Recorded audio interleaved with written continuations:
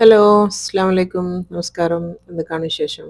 പിന്നെ കാണിക്കുന്ന നല്ലൊരു അടിപൊളി ഇറച്ചിപ്പത്തിരിൻ്റെ റെസിപ്പിയാണ് കേട്ടോ. ഇറച്ചിപ്പത്തിരി നമ്മൾ നോമ്പിനൊക്കെ ഉണ്ടാക്കുന്നതാണ്. അതുപോലെ തന്നെ ഗസ്റ്റൊക്കെ വരുമ്പോൾ സ്പെഷ്യൽ ഗസ്റ്റിനൊക്കെ വേണ്ടി നമ്മൾ ഉണ്ടാക്കുന്ന ഒരു ഐറ്റമാണ് കേട്ടോ. സാധാരണ അല്ല, ഒരു VIP ഡിഷ് എന്ന് തന്നെ പറയാം. അടിപൊളിയാണ്. ഒരു എരിവും മധുരവും കൂടിയ ഞങ്ങളെ സ്പെഷ്യൽ ഇറച്ചിപ്പത്തിരി. അപ്പോൾ ആദ്യം തന്നെ നമുക്ക് ഇതിൻ്റെ ഫില്ലിങ് റെഡിയാക്കാം. ഞാനിവിടെ 1 കിലോ ഉള്ളി എടുത്തിട്ടുണ്ട്. എന്നിട്ട് ചെറുതായിട്ട് ഇതേപോലെ ചോപ്പ് ചെയ്ത് എടുത്തതാണ് കേട്ടത്. ഇതിലേക്ക് ഇതാ ഒരു 1.5 ടീസ്പൂൺ ഉപ്പും കൂടെ ചേർത്ത് കൊടുക്കുന്നുണ്ട്. ഉള്ളിക്കുള്ള ഉപ്പ് മാത്രം ചേർത്ത് കൊടുക്കുക. എന്നിട്ട് ഉപ്പ് മാത്രം ചേർത്തതിന് ശേഷം ഇതിനൊന്ന് വഴറ്റിയെടുക്കണം കേട്ടോ. ഉള്ളിയിട്ട് ഒരുപാട് വെള്ളം വരും. അപ്പോൾ ആ ഉള്ളിയിലുള്ള വെള്ളം വറ്റുന്ന വരെ ഇങ്ങനെ ഒന്ന് വഴറ്റിയെടുക്കുക. അപ്പോൾ ആ വെള്ളം നന്നായിട്ട് വറ്റുമ്പോഴത്തേക്ക് ഉള്ളിയൊക്കെ നന്നായിട്ട് വെന്ത് വന്നോളും. ഇപ്പോൾ അത് ഉള്ളിലത്തെ വെള്ളമൊക്കെ വറ്റി ഉള്ളിയൊക്കെ നല്ല സോഫ്റ്റ് ആയിട്ട് വന്നിട്ടുണ്ട്. നല്ലോണം വാടി വന്നാണ്. ഇനി ഇതിലേക്ക് കുറച്ച് ഓയിലും കൂടെ ഒഴിച്ച് കൊടുക്കാം കേട്ടോ. ഒരു ടേസ്റ്റിന് വേണ്ടിയിട്ട് 2-3 ടേബിൾ സ്പൂൺ ഓയിൽ ഒഴിച്ച് കൊടുത്താൽ മതി. അത് വെളിച്ചെണ്ണ ഓയിലോ നിങ്ങൾക്ക് ഇഷ്ടമുള്ളത് ഒഴിച്ച് കൊടുക്കുക. എന്നിട്ട് ആ ഓയിലും കൂടെ ചേർത്തിട്ട് നന്നായിട്ടൊന്ന് മിക്സ് ചെയ്ത് 1 മിനിറ്റ് നേരം കൂടെ ഇതൊന്ന് വഴറ്റിയെടുക്കുക കേട്ടോ. ഓൾറെഡി നമ്മളെ ഉള്ളി നന്നായിട്ട് വെന്തിട്ടുണ്ട്. നമ്മൾ ആ ഉള്ളി ഓയിലും കൂടെ ചേർത്തതിന് ശേഷം 1 മിനിറ്റ് ഒന്ന് വഴറ്റിയെടുത്താൽ മാത്രം മതി. ഇനി ഇതിലേക്ക് കുറച്ച് ഇഞ്ചി വെളുത്തുള്ളി പേസ്റ്റ് ചേർക്കണം. ഞാൻ 1 ടേബിൾ സ്പൂണാണ് എടുത്തത്.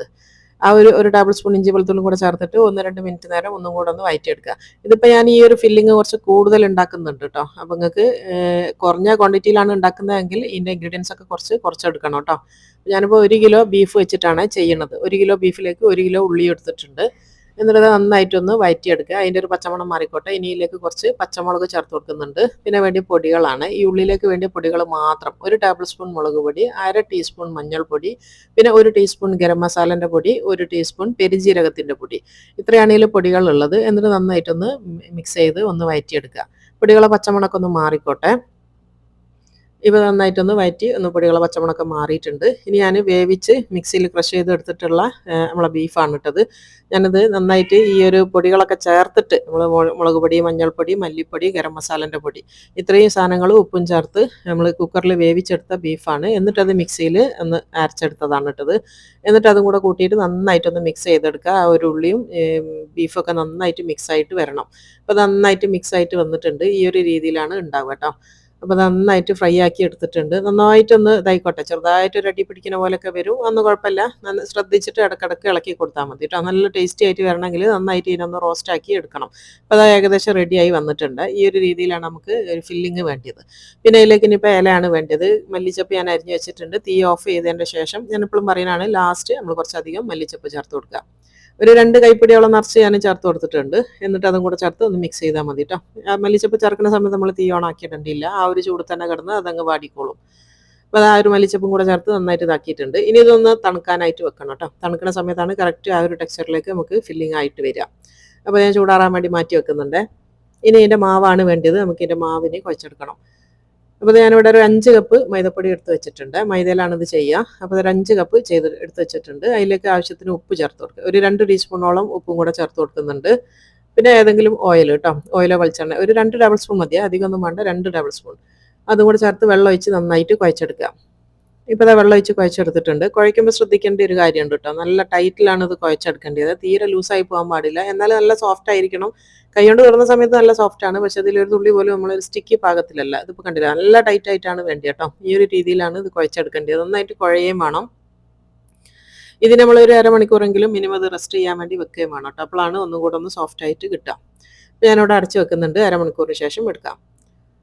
ഇപ്പോൾ ഇത് അരമണിക്കൂറിന് ശേഷമാണ് ഈ ഒരു മാവ് നല്ല സോഫ്റ്റ് ആയിട്ട് നല്ല ടെക്സ്ചറിലുണ്ടാവും. എന്നാൽ തീരെ ഒട്ടുന്ന പാകം ഒന്നുമല്ല. നല്ല ടൈറ്റിൽ കുഴച്ചുകൊണ്ട് തന്നെ തീരെ ഒട്ടുന്ന പാകമല്ല കേട്ടോ. എന്നാൽ നല്ല സോഫ്റ്റ് ആയിരിക്കും.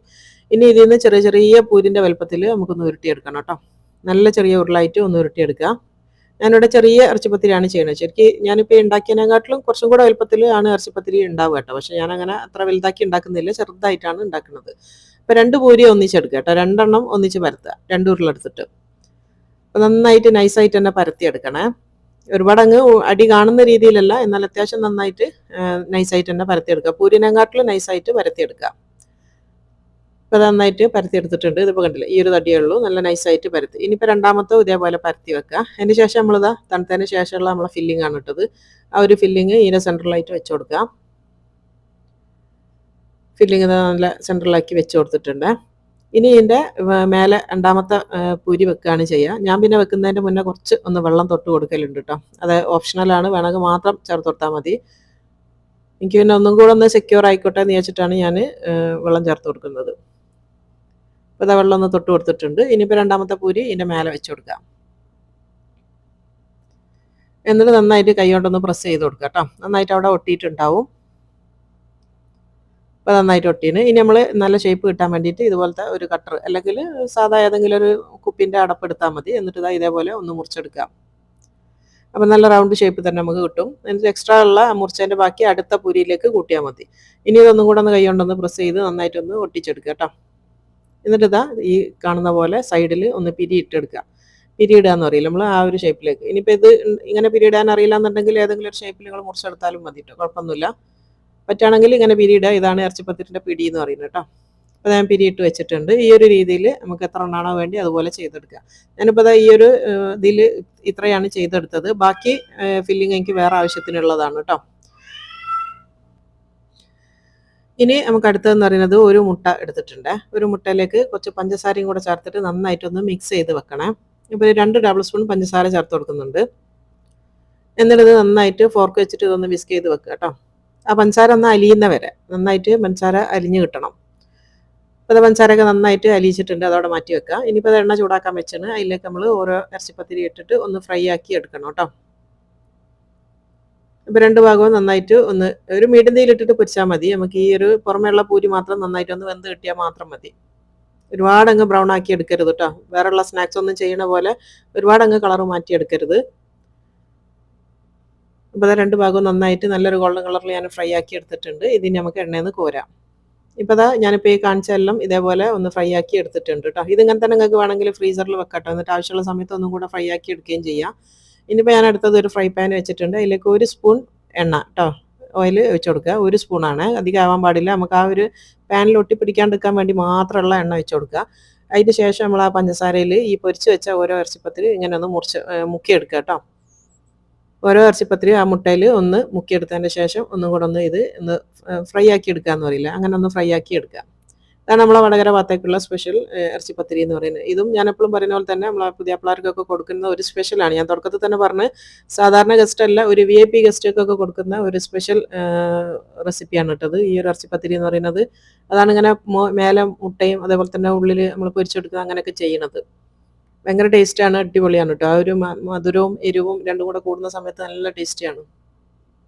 പിന്നെ മുട്ട മധുരമുള്ളതായതുകൊണ്ട് തന്നെ ചെറിയ സിമ്മിലിട്ടിട്ടാണ് ഇത് ചെയ്യേണ്ടത്. പെട്ടെന്ന് ഇത് കരിഞ്ഞു പോകും. പഞ്ചസാര ഇട്ട മുട്ട ആകുന്നേരം നിങ്ങൾക്ക് അറിയാമല്ലോ, പെട്ടെന്ന് അങ്ങ് കരിഞ്ഞു പോകും. അപ്പോൾ അതുകൊണ്ട് ചെറിയ സിമ്മിലിട്ടിട്ട് ചെയ്തെടുക്കണം. അപ്പോൾ അത് നന്നായിട്ട് 2 ഭാഗവും തിരിച്ചും മറിച്ചൊക്കെ ഇട്ട് ഞാൻ വേവിച്ചെടുത്തിട്ടുണ്ട്. നമ്മൾ അടിപൊളി ഇറച്ചിപ്പത്തിരി ഇവിടെ റെഡി ആയി കേട്ടോ. ഇതാണ് സ്പെഷ്യൽ ഇറച്ചിപ്പത്തിരി എന്ന് പറയുന്നത്, വടകര സ്പെഷ്യൽ ഇറച്ചിപ്പത്തിരിയാണ്. അപ്പോൾ എല്ലാവരും ട്രൈ ചെയ്ത് നോക്കുക. നമുക്ക് ഈ റമളാനിനൊക്കെ ട്രൈ ചെയ്യാൻ പറ്റിയ അടിപൊളി ഐറ്റമാണ് കേട്ടോ. അപ്പോൾ ശരി, അടുത്ത വീഡിയോയിൽ കാണാം. അസ്സലാമു അലൈക്കും.